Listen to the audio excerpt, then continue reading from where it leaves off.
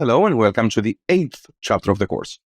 In this chapter, we will be looking at the blind versus blind situation that we looked at in chapter 7, but with the stacks reversed.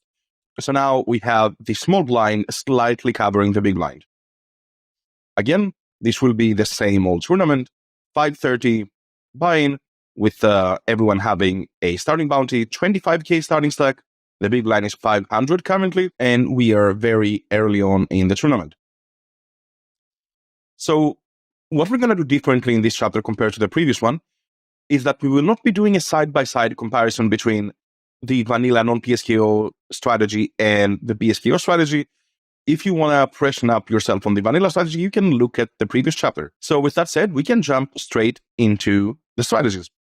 So we will start at everyone having, or not everyone, at the blinds having 100 big blinds, similar to how we started the previous time. So we have everyone at 100, both blinds at 100, and now we have the small blind covering. So before, the small blind was playing pretty much a range limp. Now that the small blind is covering, we do see some raising. This looks very similar to the normal non-PSKO strategy. The frequencies are very, very similar. We do see the small blind limping a little bit more. Some offsuit hands that were folding before are now VPIPing, and also raising slightly more. Again, at this 100 big blind stack size, with the bounty being worth about 13 big blind, again, starting stack is 25k, so 1/4 of that is about 6.5k, which is about 13 big blinds. So with the bounty being so small compared to the stack size, the strategies will look very, very similar to that of a normal non-PSKO tournament. Against the small blind raising, big blind plays like this, so large raise sizes only and raising strong hands, 10s plus, ace jack plus, ace queen suited, and also some suited connected stuff. Against the limp, the big blind strategy is again twice or mostly for a small sizing and going very linear with value and suited connected hands, as well as some random garbage with one high card, one low card. Again, this strategy looks super similar to the normal non-PSK one. So let's move from that quickly, not much to say here. And let's see what happens if the big blind had double starting bounty. So if instead of 125 on his head, he had 250, if he had knocked out 2 players before this hand. So now the bounty would be worth about 26 big blinds. So still not much, but it has a bigger effect, of course, than now. And we can see that reflected in the small blind strategy, who is now raising about 19.5%, about 20%. So it's still not a lot of raising at this stack size, but we do get raised with a lot of our suited connected hands and suited broadweights, suited aces. Sizing-wise, we can see that the sizings are all mixed a decent amount.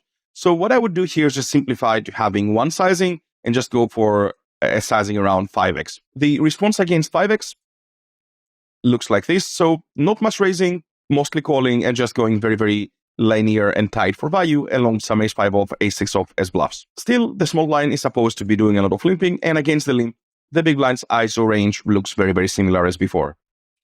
Again, at this stack size with the bounty not worth that much, the strategies will look very, very similar to non-PSKO strategies. Now let's go to 60 big blinds. So 60 big blinds, small blind covers the big blind, and again, a starting bounty, so worth about 13 big blinds. Now we can see the raising from the small blind is starting to increase. Sizing-wise, again, 5x is our most common sizing, so it's the one I would use. And we can see the frequency is at about 24-25%. Against the 5x open, the big blind gets to play like this. So again, very, very similar strategies before. The bounty isn't too relevant here, so we see that strategies look fairly close to the usual ones. We do have some jumps with like 6s, 7s, ace, jack, ace, queen, but not much, and we just go very linear with value and using the usual one high card, one low card as bluffs. Against the 3-bet, I guess it's worth examining. Against the 3-bet, the small blind continues like this. So calls most suited connected stuff, jumps, jacks plus, ace, queen, ace, king. And yeah, seems very, very reasonable. Nothing standing out here. Against the limp, the big blind now starts using the 5x sizing quite a bit. But in terms of range construction, it does look very, very similar. The reason we start going more towards this 5x sizing is that the small blind is raising more. So therefore, the limping range of the small blind is a bit weaker. So we can attack that by just going for a bigger sizing. Again, I would simplify and use something in between because we see there's an even mix.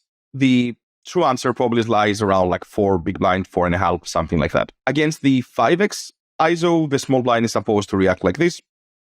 So calling a lot of hands, especially the suited ones, because we kind of want to flop a flush draw and just try to stack off the big blind.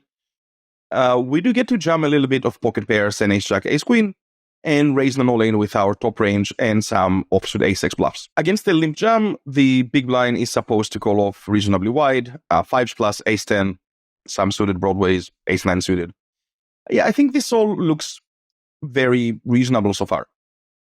So let's follow the same thought process as before. So now let's increase the big blind's bounty by half. So assume he has 187.5 on his head. So assume he has busted one person already. Now, as the bounty starts becoming more and more important, the raising frequency of the small blind goes up. Now we can see the raising frequency is around 29-30%. And again, the sizing converges towards the 5 big blinds. We see some bigger, some smaller, but I think we just want to play one sizing here. In terms of how the raising range is constructed, it will again be strong value hands, of course, especially suited ones, like you can see ace-9 suited, ace-8 suited, suited broadways, and jacks plus, as well as generally suited connected hands and offsuit one high card, one middle card. Against the 5x raise, the big blind is supposed to react like this. So not too much jamming, just a lot of calling and not that much normal in raise as well. When the small blind limps, big blind, the usual mix between the two sizing, so we should do something in between, and range construction looks very, very similar as before. Again, the bounty element doesn't really affect the big blind's ISO range, because the more important the big blind's bounty, the more small blind is raising, so the weaker the small blind limp range is. Now, if the big blind has 2 starting bounties, so then the bounties would be worth about 26 big blinds, and the stack size is 60, then the small blind is raising even more. You can see now the raising frequency is 33%, maybe a bit more, 34%. Range construction looks very, very similar. Against the open, the big blind is again not jamming much, but jamming a bit more, and 3-betting even less. Against the jam, the small blind is calling. We can see these suited connectors are again raise calling. So even for 60 big blinds, when the bound is worth around 26, so a big portion of the stack, or a big portion in relation to the stack, then we see that again, these Jack-9 suited, 10-9 suited, King-9 suited kind of hands want to raise call. We don't get to raise fold them. We pretty much never do. When we raise, we want to be calling them. If the small blind limps, the big blind plays a very similar strategy as before. Again, isolating a range that looks very, very close to that of a non-PSKO example. Against the 5x ISO, here we go. Small blind is jamming pocket pairs and some offsuit ace-x, and again, is just not really folding suited hands. Against the smaller 3.5x ISO, same idea, same kind of jams or similar, and again, not folding suited hands. So you can see the same kind of concepts that we were seeing before, just reversed. So the bigger the bounty, the more the small blind gets to raise, and the big blind just doesn't really get to attack the raise match, doesn't get to 3-bet a lot. Now, if we go to 40 big blinds and start a bounty, so 40 big blinds and the bounty is worth 13, again, small blind is covering, then we see that the raising frequency is again pretty high. It is upwards to 36%. Sizing-wise, you can see that the 5x is the most common sizing, but they are very close. So again, the answer is probably somewhere in between, but we should choose one sizing between them. Now, we can see that in the normal non-PSKO scenario, we were raising only for 5x and we were raising a lower frequency. Now, we're not going to raise a bit smaller and just raise more hands. The range construction looks very similar though. We're using good suited hands, linear value range, and then one high card, one middling card as our bluff for the most part, and some bad suited connected hands. Against the 5x open, big blind jams more. Again, we can see pocket pairs, offsuit ace-x, good suited aces, and we don't really do non-all-in raising at this point. The bounty is starting to become a bit too much, and the open size is a bit too large, so we just don't really want to have 3-bet folds. Against the big blind's jam, the small blind is raise calling, again, these suited hands as we saw before. King jack off as well, queen jack off. When the small blind limps, again, very wide limping range, a lot of terrible hands like 9-4 off, 10 deuce off. Big blind has pretty much no jams, isolates for the small sizing, and very similar range construction as before. Against the ISO, small blind jams pocket pairs and some offsuit ace-x, and again, just doesn't really fold. So the same concept just applies again. Now, if the big blind has 1.5 starting bounties, so it would be worth 19 big blinds, and the stack size is 40, 19.5 big blinds, then we see that the small blind is raising again even more. Now we're up to 41%. Sizing-wise, again, somewhere in the middle. Range construction, super similar as before. Against the 5x, big blind, jamming the usual stuff, defending a lot. And against the limp, big blind strategy, super similar. So no real differences here, right? It's almost the same idea.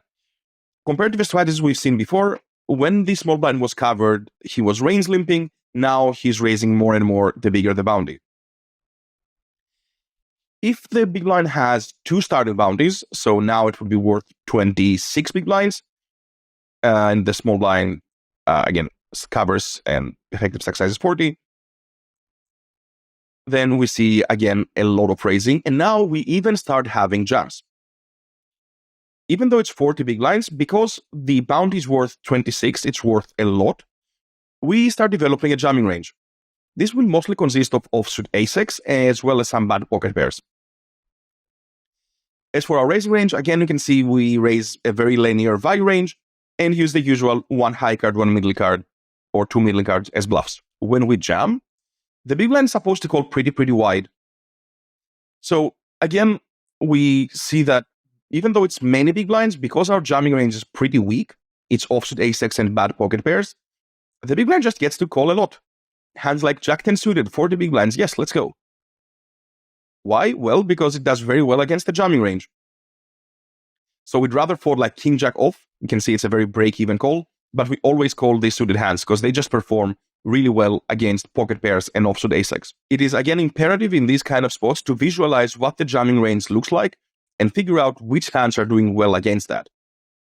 So hand like ace-5 off, for example, or ace-4 suited is just not really doing well against like ace-7 off and pocket sixes. Whereas a hand like Jack 10 suited is doing amazing against that. Now we can move down to the stack sizes and go to 30 big blinds. So again, 30 big blinds and starting bounty, which is worth 13, small blind covers. We can see lots of raising for the 3.5x sizing and jamming the usual candidates offsuit ace-x, low pocket pairs.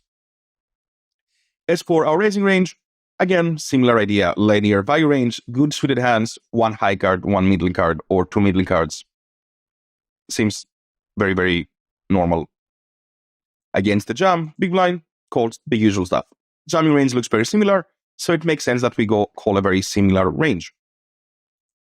Against the 3.5x open, the big blind is jamming very little.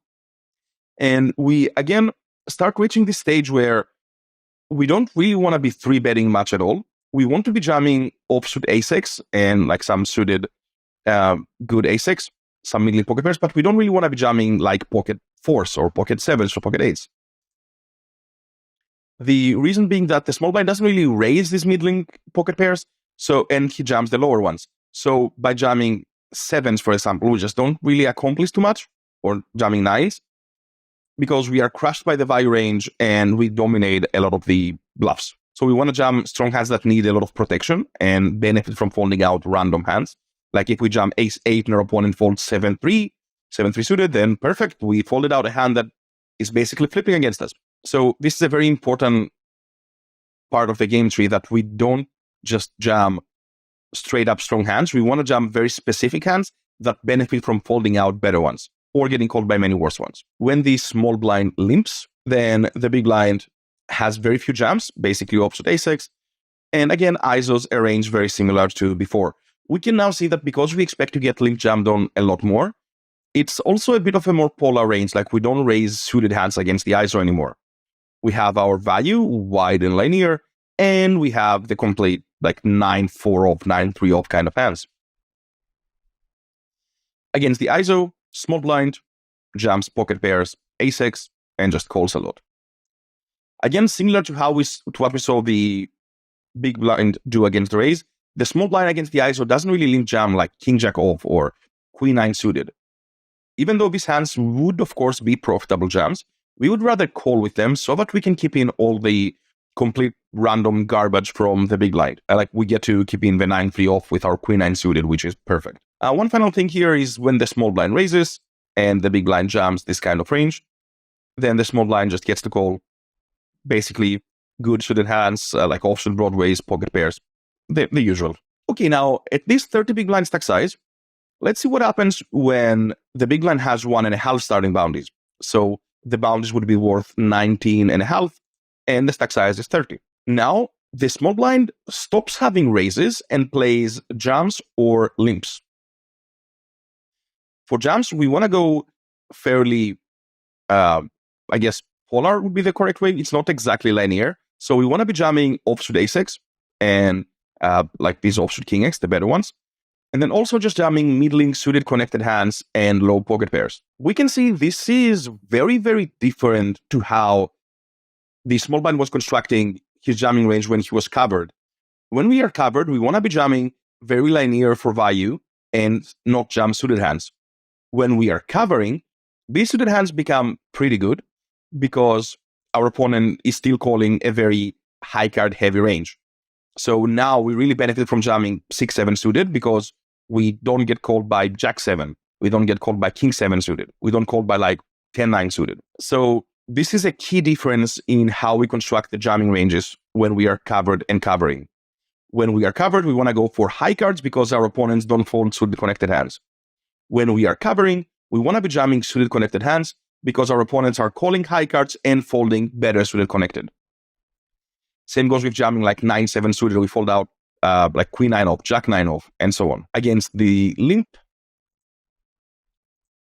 big blind has, again, very few jams, only offsuit ace-x, and the ISO range is constructed very similarly to everything we've seen before.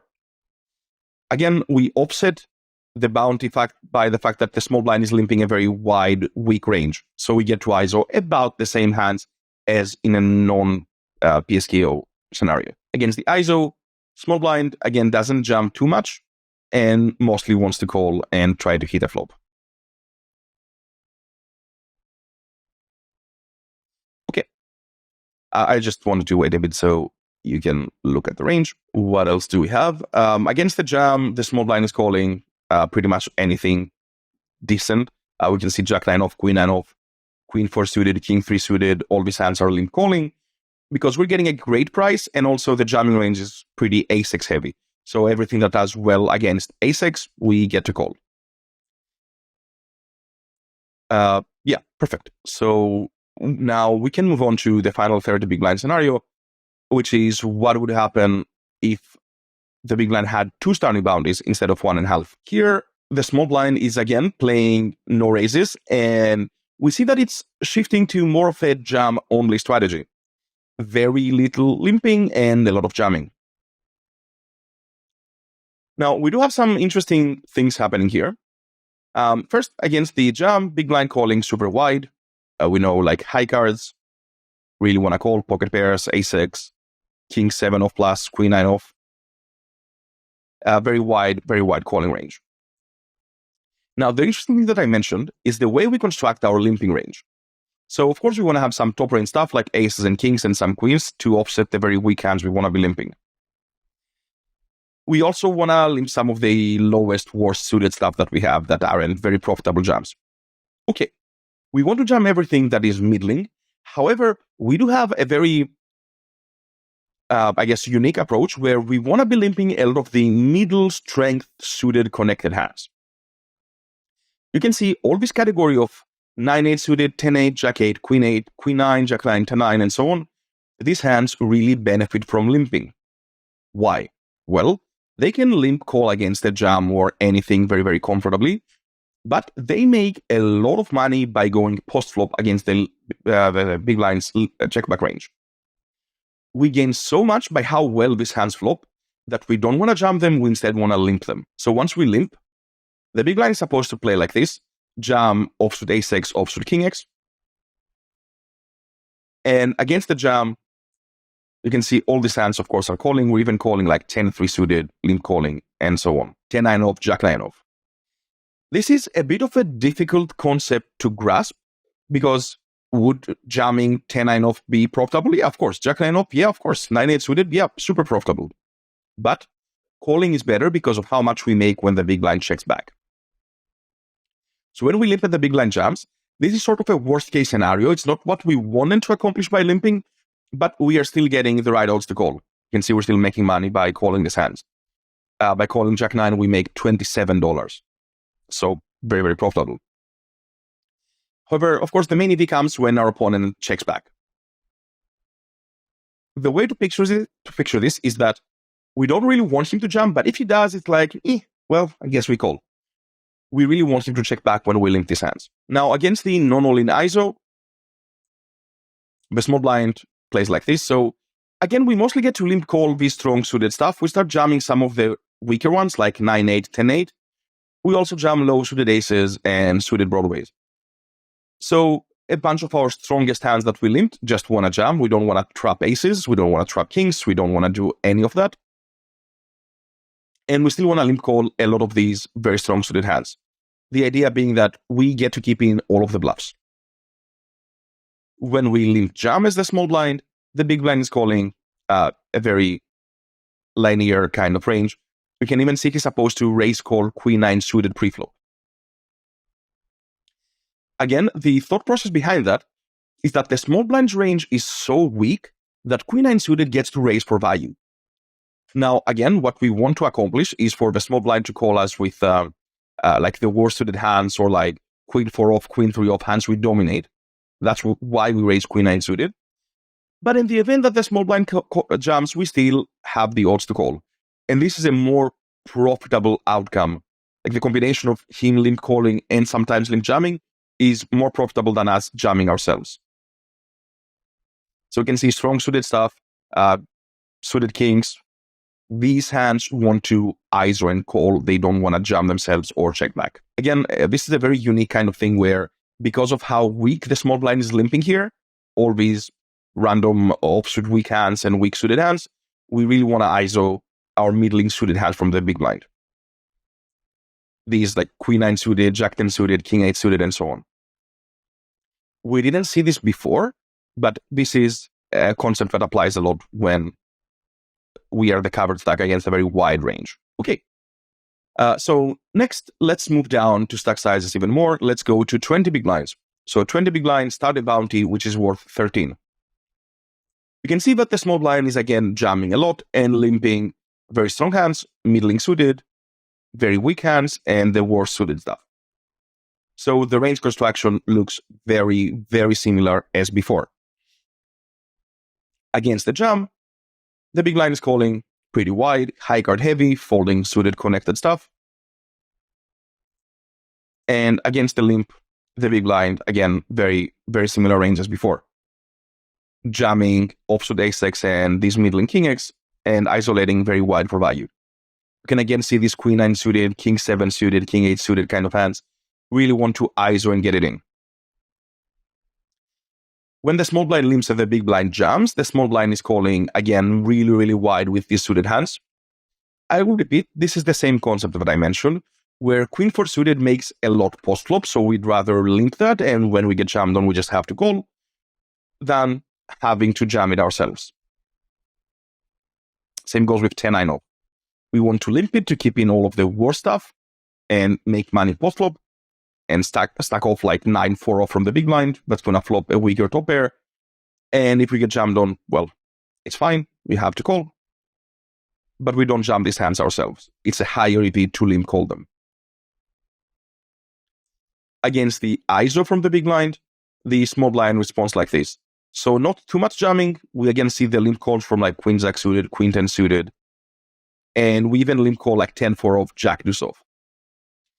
So what we see is that we're supposed to limp call super, super wide, because at this stack size, we just want to flop a pair, preferably top pair, and just stack off and try to claim the bounty. If the big blind has 1.5 starting bounties, so 187 on his head, which is worth about 19 big blinds, and the stack size is 20, then we see that the small blind is again not really playing limps and playing mostly jam or fold. We do see a little bit of limping from some top range stuff, and again, the usual candidates of this jack 10 suited, jack 9 suited, and the worst offsuit hands.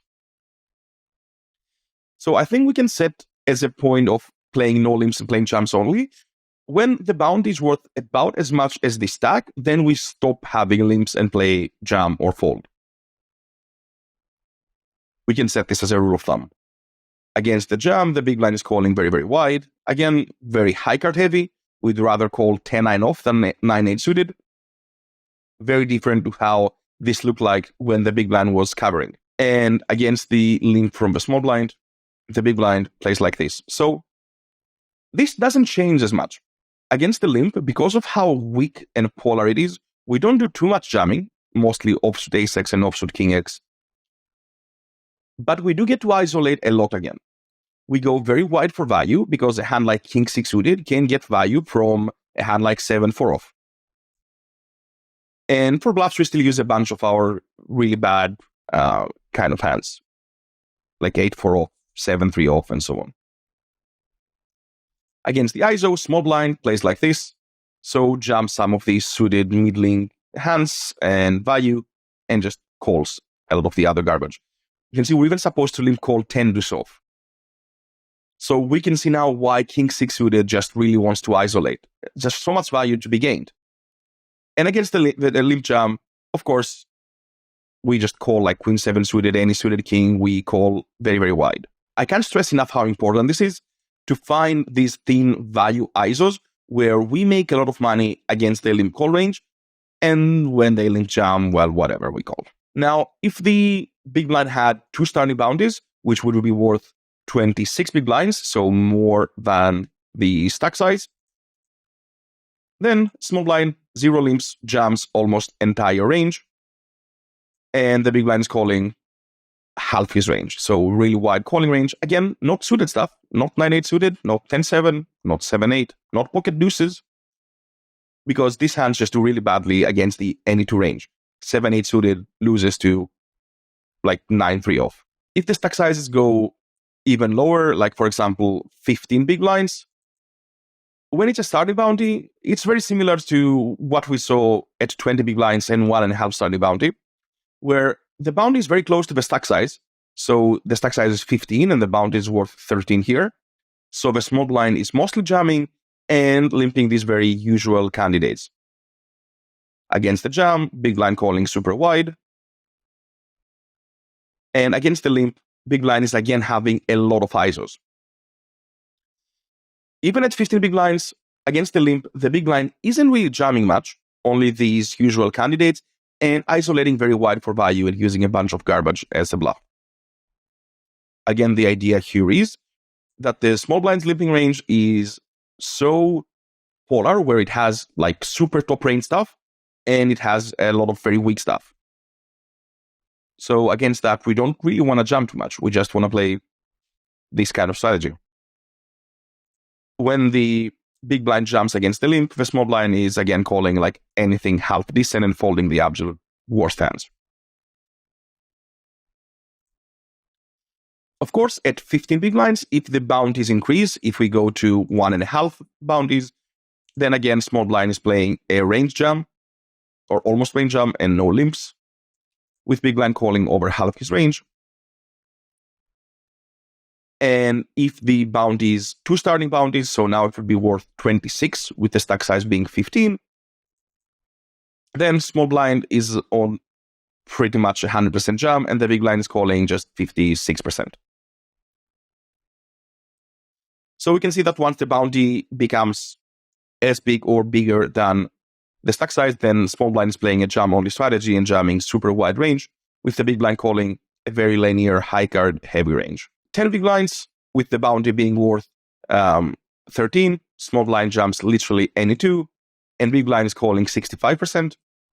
So we're even calling Jack 3 off, we're calling 10-6 off, and so on. And this is just a pretty simple way to look at this. Do we have the pot odds against any two? Yes or no? If yes, call. If no, fold.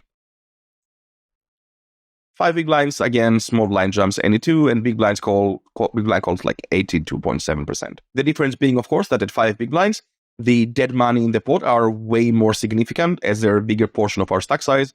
So we just get to gamble a lot. Okay, so this was a fairly quicker chapter than the previous one.